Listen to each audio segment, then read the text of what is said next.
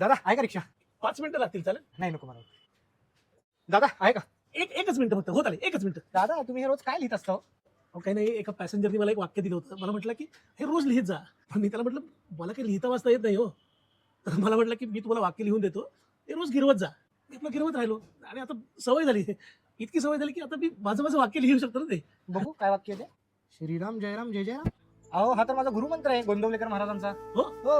मला भेटता येईल ना? हे महाराजांनी आता समाधी घेतली पण त्यांचा मठ आहे इकडे. तो मठ कुठे माहिती आहे तुम्हाला? मी तिकडेच चाललेलो. हो मग चला ना, आपल्याच गाडीत जाऊया ना. तिकडनं सरळ जायचं मग उजवीकडे. बस बस बस इकडे थांबा. श्रीराम जय राम जय जय राम. हे बघा, हे बघा.